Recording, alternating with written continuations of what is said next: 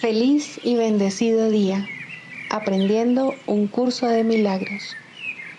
El secreto de la verdadera oración es olvidarte de las cosas que crees necesitar.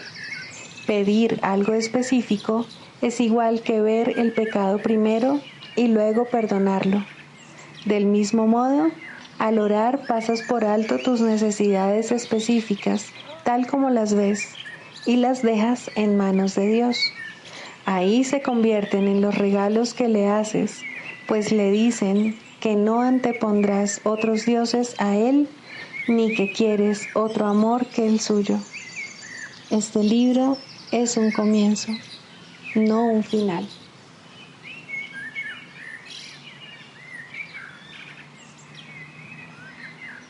Del prefacio, que postula, párrafo 3.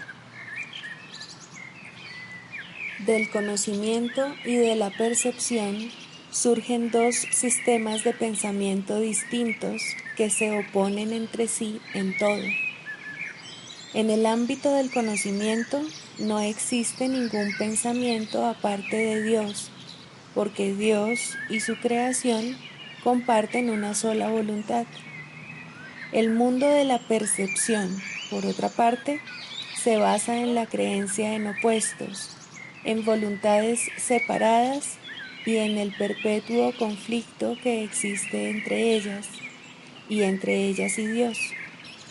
Lo que la percepción ve y oye parece real porque solo admite en la conciencia aquello que concuerda con los deseos del perceptor.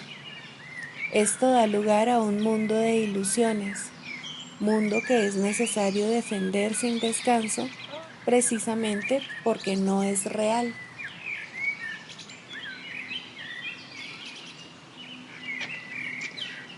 Introducción. Este es un curso de milagros, es un curso obligatorio. Solo el momento en que decides tomarlo es voluntario. Tener libre albedrío no quiere decir que tú mismo puedas establecer el plan de estudios. Significa únicamente que puedes elegir lo que quieres aprender en cualquier momento dado. Este curso no pretende enseñar el significado del amor, pues eso está más allá de lo que se puede enseñar. Pretende, no obstante, despejar los obstáculos que impiden experimentar la presencia del amor, el cual es tu herencia natural. Lo opuesto al amor es el miedo, pero aquello que todo lo abarca no puede tener opuestos. Este curso puede, por lo tanto, resumirse muy simplemente de la siguiente manera. Nada real puede ser amenazado. Nada irreal existe. En esto radica la paz de Dios.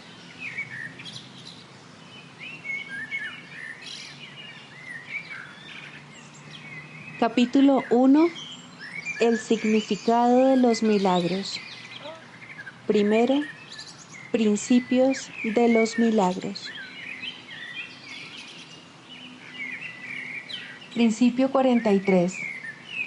Los milagros surgen de un estado mental milagroso o de un estado de estar listo para ellos.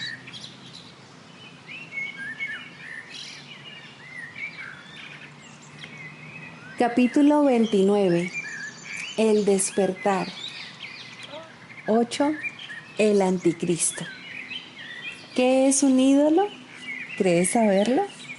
Pues los ídolos no se reconocen como tales y nunca se ven como realmente son. Ese es su único poder.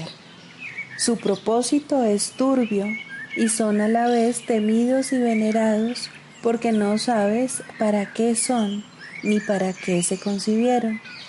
Un ídolo es una imagen de tu hermano a la que atribuyes más valor que a él. Sea cual sea la forma de los ídolos, los inventas para reemplazar a tu hermano. Y esto es lo que nunca se percibe o se reconoce. Mas así es, trátese de un cuerpo o de una cosa, de un lugar o de una situación. de una circunstancia o de un objeto que se posea o se desee, de un derecho que se exija o de uno que ya se tenga. No dejes que las formas que adoptan te engañen, pues los ídolos no son sino sustitutos de tu realidad. De alguna manera crees que completan tu pequeño yo, ofreciéndote así seguridad en un mundo que percibes como peligroso y en el que hay fuerzas que se han aglutinado a fin de quebrantar tu confianza y destruir tu paz. Crees que los ídolos tienen el poder de remediar tus deficiencias y de proporcionarte la valía que no tienes. Todo aquel que cree en ellos se convierte en esclavo de la pequeñez y de la pérdida, y así tiene que buscar más allá de su pequeño yo la fuerza necesaria para levantar la cabeza y emanciparse de todo el sufrimiento que el mundo refleja. Esta es la sensación que pagas por no buscar en tu interior la certeza y la tranquilidad que te libera del mundo y que te permite alzarte por encima de él en quietud y en paz.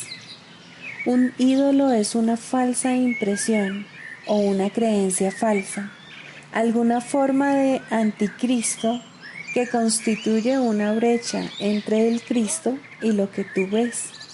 Un ídolo es un deseo hecho tangible al que se le ha dado forma, que se percibe entonces como real y se ve como algo externo a la mente.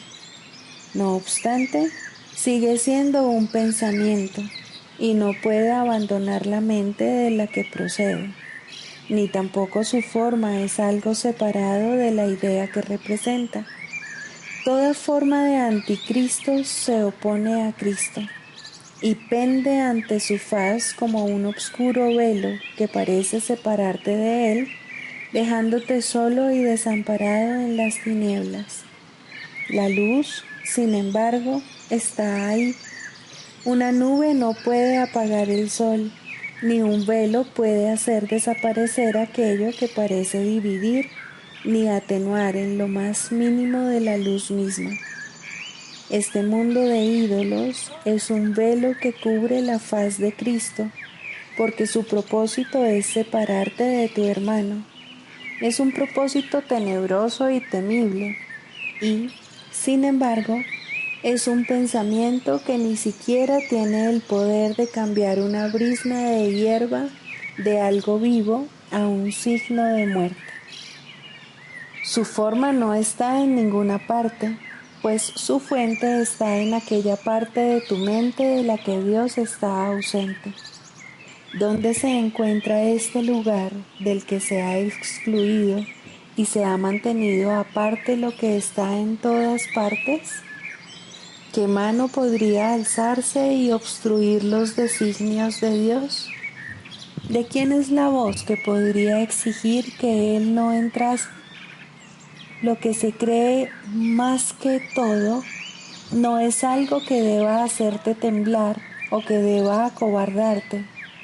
El enemigo de Cristo no está en ninguna parte. No puede adoptar ninguna forma en la que jamás pueda ser real.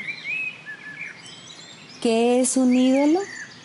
Un ídolo no es nada. Se necesita creer en él para que parezca cobrar vida, y se le tiene que dotar de poder para que pueda ser temido.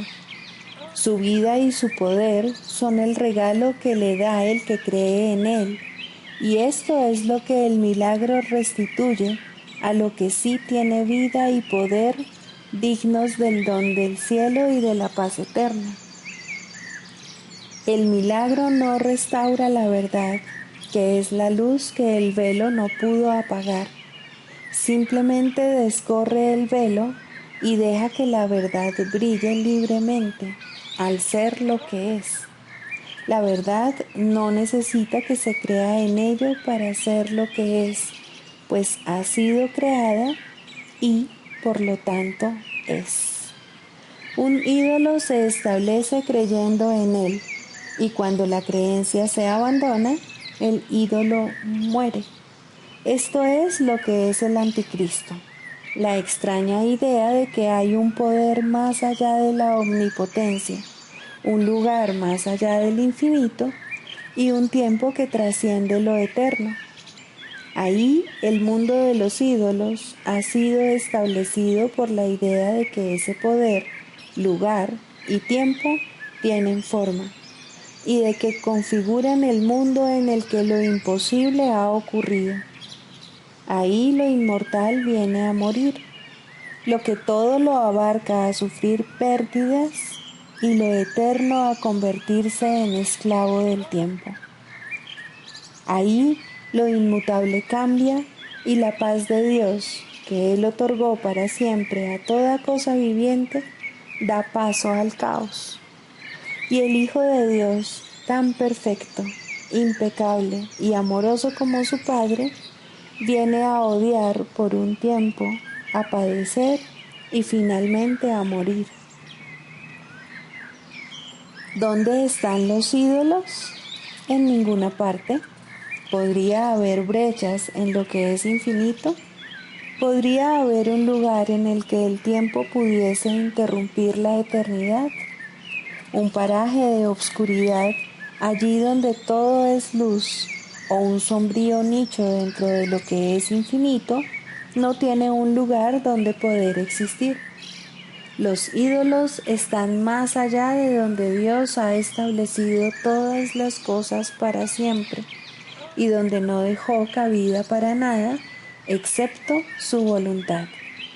Un ídolo no es nada, ni se encuentra en ninguna parte, mientras que Dios lo es todo y se encuentra en todas partes.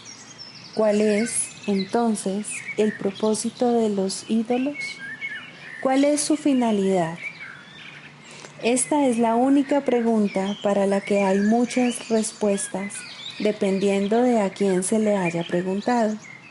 El mundo cree en ídolos.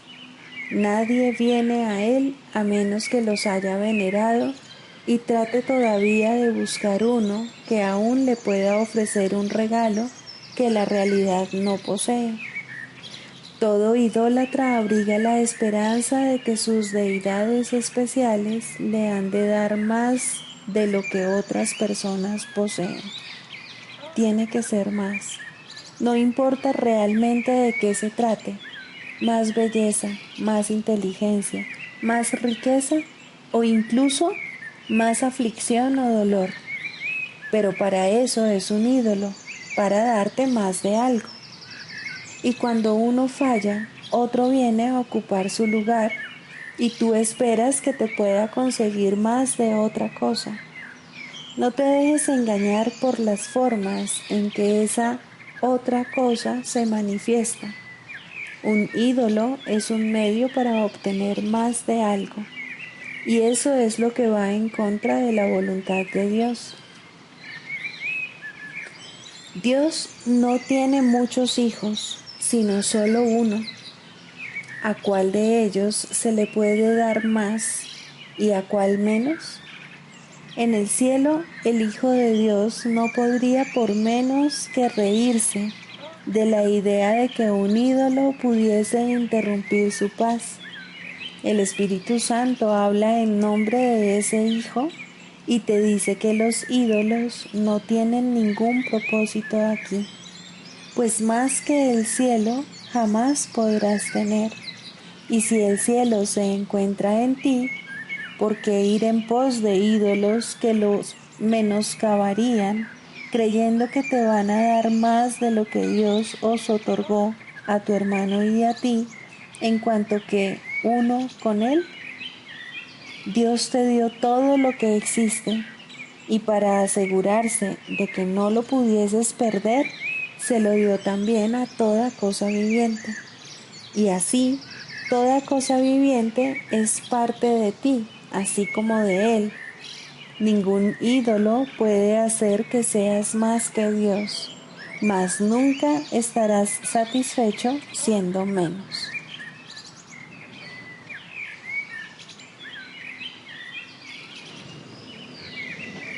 Libro de ejercicios, lección 161.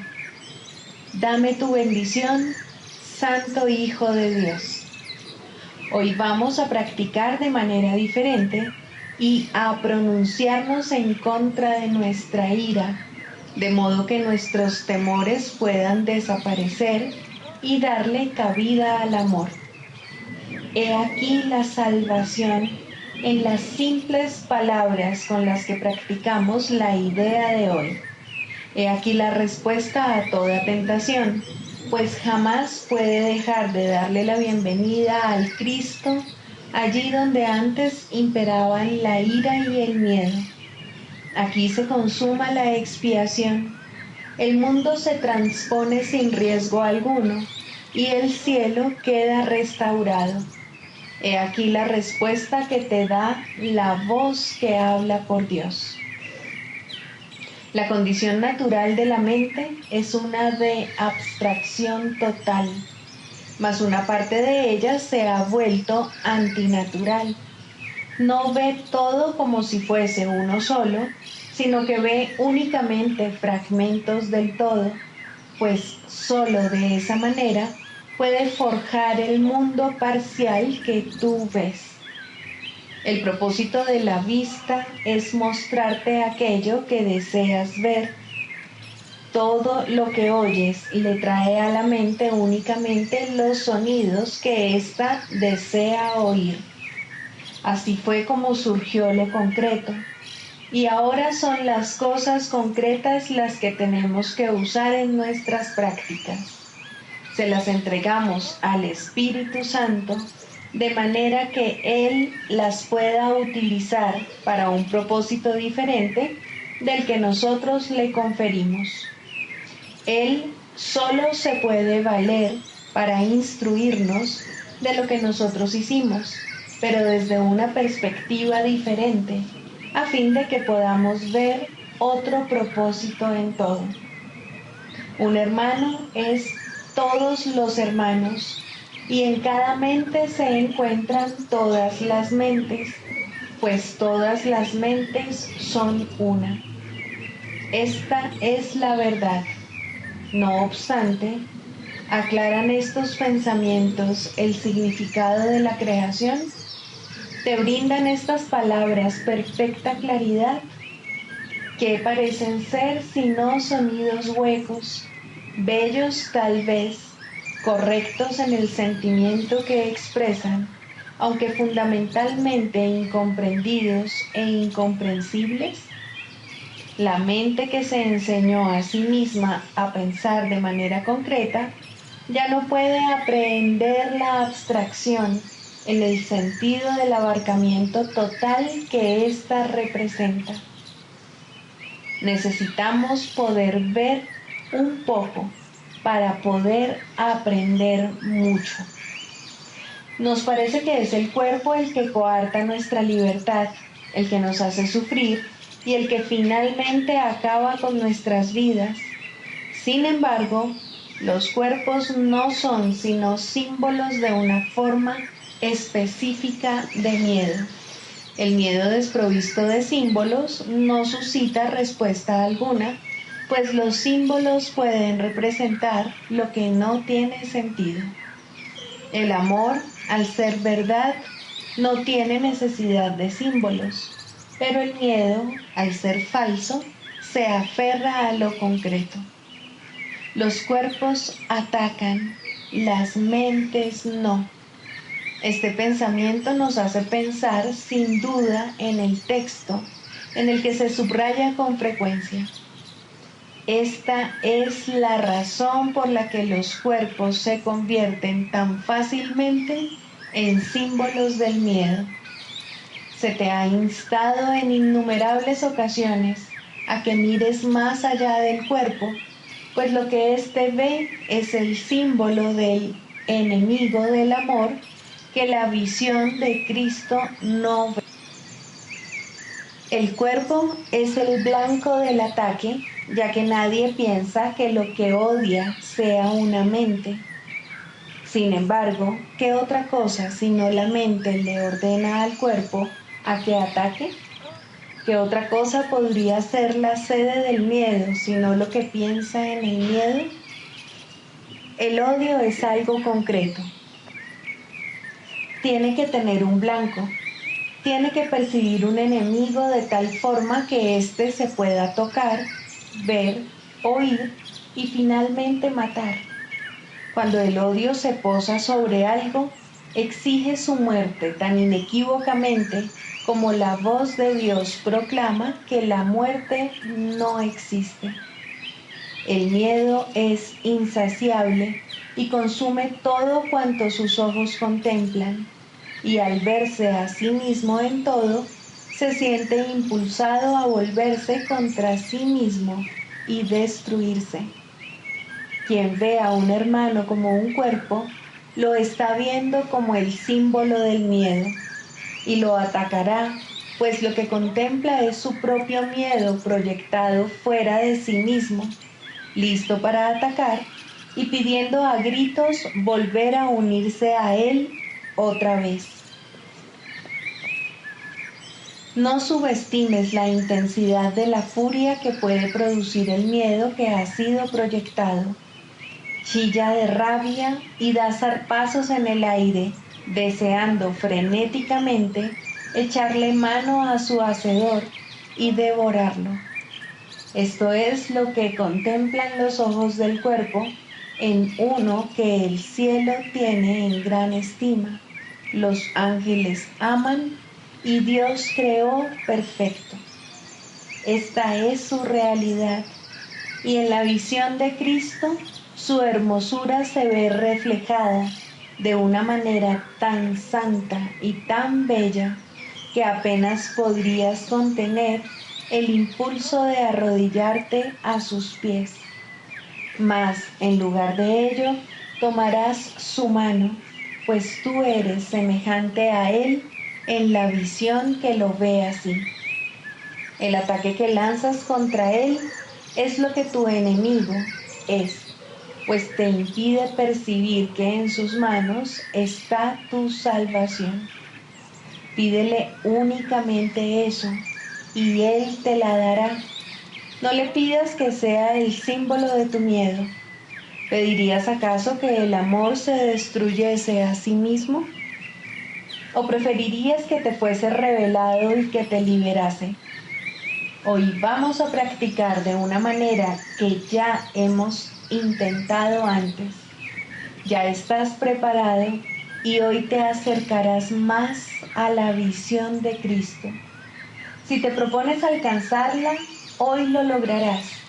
Y una vez que la hayas alcanzado, no estarás dispuesto a aceptar los testigos que convocan los ojos del cuerpo. Lo que verás te traerá con su cántico el recuerdo de melodías ancestrales. El cielo no se ha olvidado de ti. ¿No te gustaría acordarte de él? Selecciona a un hermano para que sea el símbolo de los demás y pídele la salvación. Visualízalo primero tan claramente como puedas, de la misma manera en que estás acostumbrado a verlo. Observa su rostro, sus manos, sus pies, su ropa. Obsérvalo sonreír y ve los gestos que le has visto hacer tan a menudo que ya te resultan familiares. Luego piensa en esto. Lo que estás viendo ahora te impide ver a aquel que te puede perdonar todos tus pecados, arrancar con sus sagradas manos los clavos que atraviesan las tuyas y quitar de tu ensangrentada frente la corona de espinas que tú mismo te pusiste. Pídele lo siguiente para que Él pueda liberarte. Dame tu bendición, Santo Hijo de Dios. Quiero contemplarte con los ojos de Cristo y ver en ti mi perfecta impecabilidad. Y aquel a quien has invocado te responderá, pues oirá en ti la voz que habla por Dios y te responderá con la tuya. Contempla ahora a aquel que tan solo habías visto como carne y hueso y reconoce que Cristo ha venido a ti. La idea de hoy es la manera de escaparte del miedo y de la ira. Cerciórate de repetirla inmediatamente en caso de sentir la tentación de atacar a un hermano y de percibir en él el símbolo de tu miedo, y lo verás cambiar súbitamente de enemigo a Salvador, de demonio al Cristo.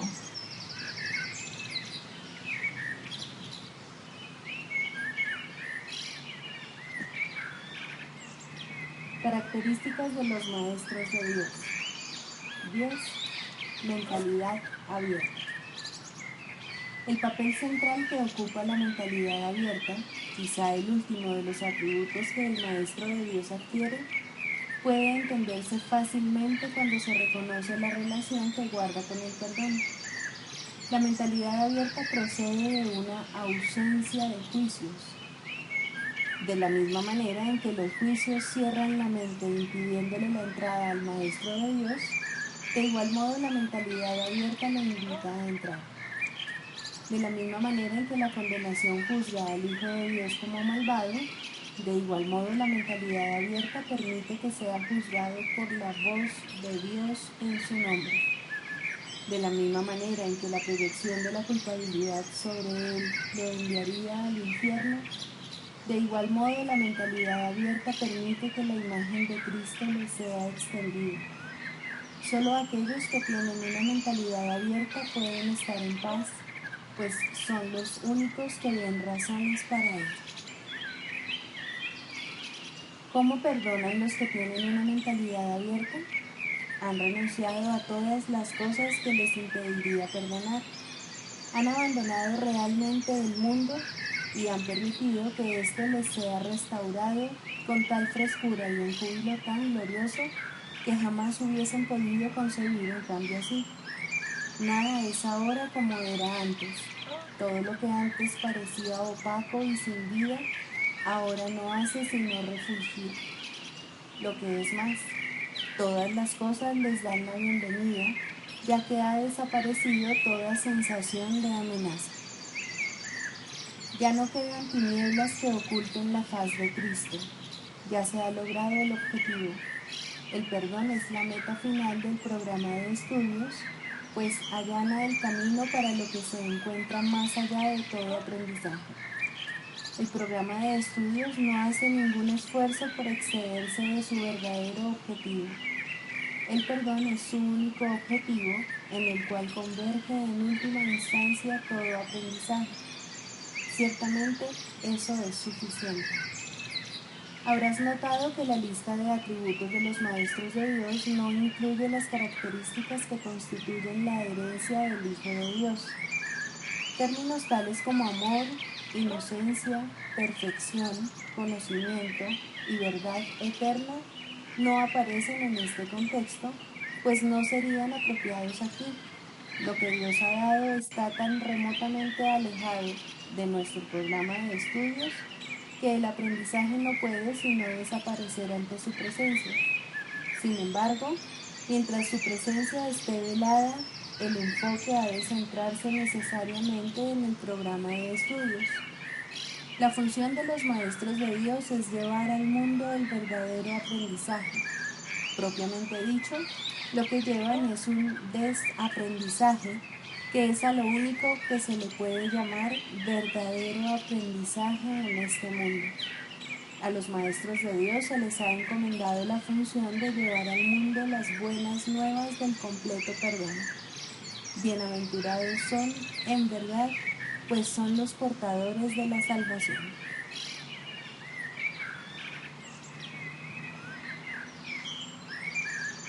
Manual para el maestro. Pregunta 10. ¿Cómo se deja de juzgar? Los juicios, al igual que los demás mecanismos mediante los cuales se mantiene vigente el mundo de las ilusiones, es algo que el mundo no entiende en absoluto. De hecho, se les confunde con la sabiduría y se usan como sustituto de la verdad. Tal como el mundo usa el término, un individuo es capaz de tener buen juicio o mal juicio, y su educación tiene como objeto reforzar el primero y minimizar el segundo. Existe, no obstante, una gran confusión con respecto a lo que significan esas categorías. Lo que es buen juicio para uno es malo para otro. Lo que es más, una misma persona puede clasificar la misma acción como muestra de buen juicio en una ocasión y de mal juicio en otra. Tampoco puede enseñarse realmente un criterio consistente para determinar lo que son estas categorías. En cualquier momento, el estudiante puede estar en desacuerdo con lo que su supuesto maestro dice acerca de ellas, o el maestro mismo puede ser inconsistente en lo que cree. Buen juicio en este contexto no significa nada, mal juicio tampoco. Es necesario que el Maestro de Dios se dé cuenta, no de que no debe juzgar, sino de que no puede. Al renunciar a los juicios, renuncia simplemente a lo que nunca tuvo. Renuncia a una ilusión, o mejor dicho, tiene la ilusión de renunciar a algo. En realidad, simplemente se ha vuelto más honesto. Al reconocer que nunca le fue posible juzgar, deja de intentarlo. Esto no es un sacrificio, por el contrario, se pone en una posición en la que el juicio puede tener lugar a través de él, en lugar de ser algo que él emite por su cuenta. Y este juicio no es ni bueno ni malo, es el único juicio que existe y es solo uno. El Hijo de Dios es inocente y el pecado no existe. El objetivo de nuestro programa, a diferencia del objetivo del aprendizaje del mundo, es el reconocimiento de que juzgar en el sentido usual es imposible. Esto no es una opinión, sino un hecho. Para poder juzgar cualquier cosa correctamente, uno tendría que ser consciente de una gama inconcebiblemente vasta de cosas pasadas, presentes y por venir. Uno tendría que reconocer de antemano todos los efectos que sus juicios podrían tener sobre todas las personas y sobre todas las cosas que de alguna manera estén involucradas en ellos. Y tendría que estar seguro de que no hay distorsión alguna en su percepción para que sus juicios fuesen completamente justos con todos sobre los que han de recaer ahora o sobre los que hayan de recaer en el futuro. ¿Quién puede hacer eso? ¿Quién, excepto en delirios de grandeza, pretendería ser capaz de todo esto? ¿Recuerdas cuántas veces pensaste que estabas al tanto de todos los hechos que necesitabas para juzgar algo y cuán equivocado estabas? ¿Quién no ha tenido esta experiencia? ¿Tienes idea de cuántas veces pensaste que tenías razón sin jamás darte cuenta de que estabas equivocado? ¿Por qué habrías de querer usar una base tan arbitraria para tomar tus decisiones? Formar juicios no es muestra de sabiduría. La renuncia a todo juicio lo es. Forma, pues, un solo juicio más, y es este. Hay alguien a tu lado cuyo juicio es perfecto. Él conoce todos los hechos, pasados, presentes y por venir. Conoce los efectos que sus juicios han de tener sobre todas las personas y sobre todas las cosas que de alguna manera estén involucradas. Y Él es absolutamente justo con todos, pues en su percepción no hay distorsiones. Abandona, por lo tanto, todo juicio, no con pesar, sino con un suspiro de gratitud. Ahora estás libre de una carga tan pesada que solo podría haberte hecho tambalear y caer debajo de ella. Y todo era una ilusión, nada más. Ahora el Maestro de Dios puede levantarse aliviado y marchar hacia adelante con paso ligero, mas este no es su único beneficio. Su sensación de preocupación ha desaparecido, pues no tiene ninguna razón para ello. La ha abandonado junto con sus juicios. Se entregó a aquel en cuyo juicio ha elegido ahora confiar en lugar del suyo propio. Ya no comete errores, su guía es infalible, y donde vino a juzgar, ahora va a bendecir. Donde ahora ríe, antes venía a llorar. No es difícil renunciar a los juicios, lo que sí es difícil es aferrarse a ellos. El Maestro de Dios los abandona gustosamente en el instante en que reconoce su costo. Toda la fealdad que ve a su alrededor es el resultado de ellos, al igual que todo el dolor que contempla. De los juicios se deriva toda soledad y sensación de pérdida, el paso del tiempo y el creciente desaliento, la desesperación enfermiza y el miedo a la muerte. Ahora, el Maestro de Dios sabe que todas esas cosas no tienen razón de ser, ni una sola es verdad. Habiendo abandonado su causa, todas ellas se desprenden de él, ya que nunca fueron sino los efectos de su elección equivocada. Maestro de Dios, este paso te brindará paz. ¿Cómo iba a ser difícil anhelar solo esto?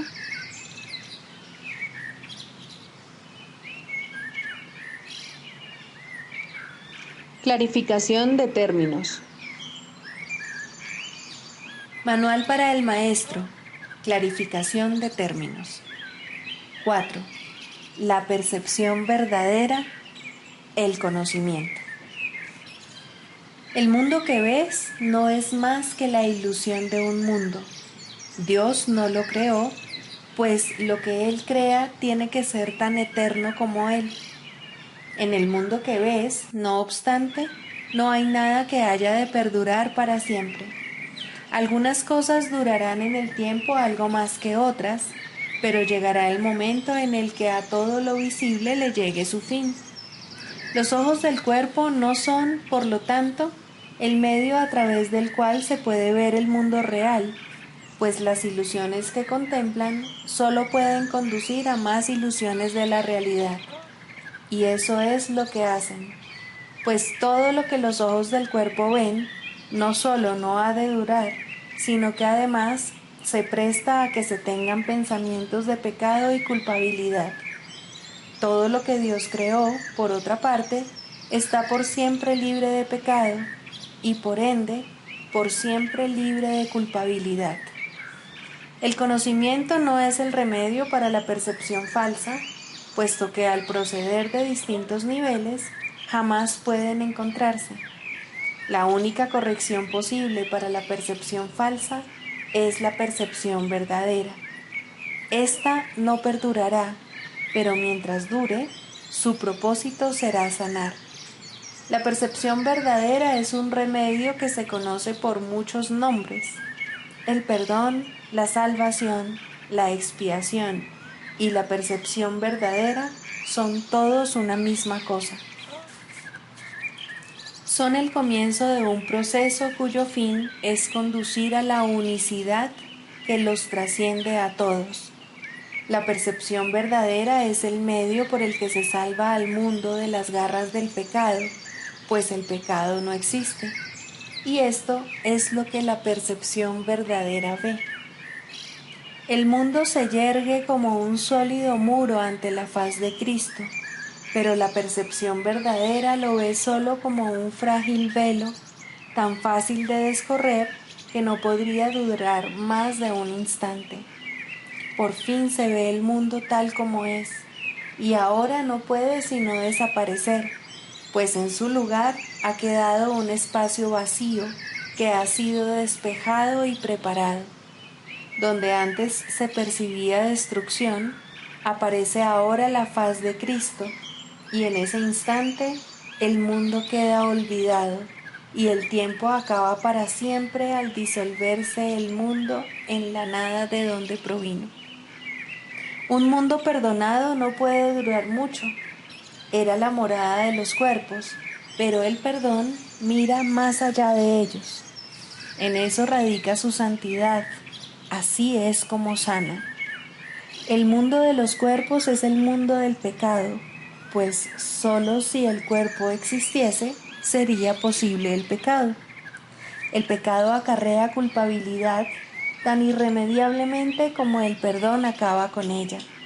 Y una vez que ha desaparecido todo rastro de culpabilidad, ¿qué queda que pueda seguir manteniendo al mundo separado y fijo en su lugar? Pues la idea de lugar habrá desaparecido también junto con el tiempo. El cuerpo es lo único que hace que el mundo parezca real, pues, al ser algo separado, no puede permanecer donde la separación es imposible. El perdón prueba que es imposible porque no lo ve, y lo que entonces pasas por alto deja de ser comprensible para ti, tal como una vez estabas seguro de su presencia. Este es el cambio que brinda la percepción verdadera. Lo que antes se había proyectado afuera, ahora se ve adentro, y ahí el perdón deja que desaparezca. Ahí se establece el altar al Hijo, y ahí se recuerda a su Padre. Ahí se llevan todas las ilusiones ante la verdad y se depositan ante el altar. Lo que se ve como que está afuera no puede sino estar más allá del alcance del perdón, pues parece ser por siempre pecaminoso. ¿Qué esperanza puede haber mientras se siga viendo el pecado como algo externo? ¿Qué remedio puede haber para la culpabilidad?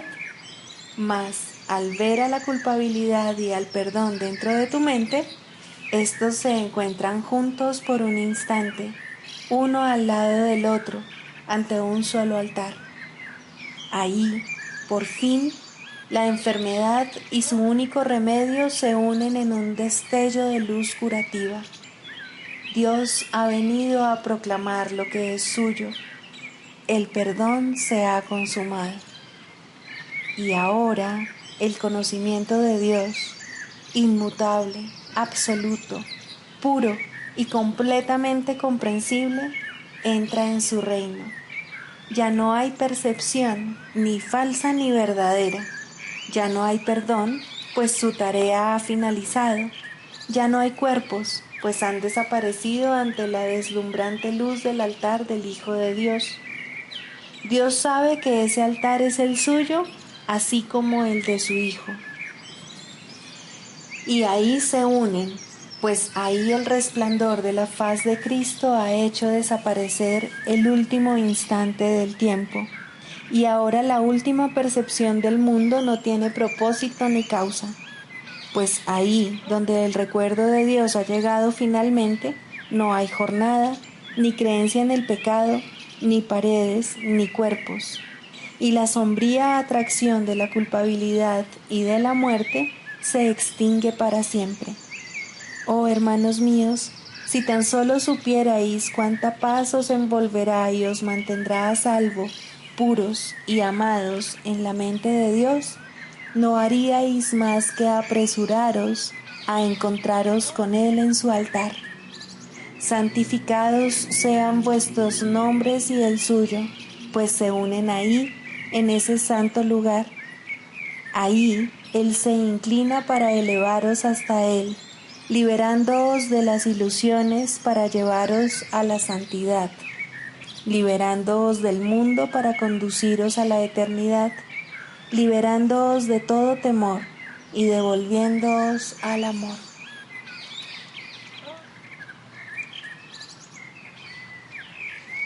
Sigamos a Jesús haciendo del perdón algo tan natural como respirar y algo tan vital como el aire. Amén.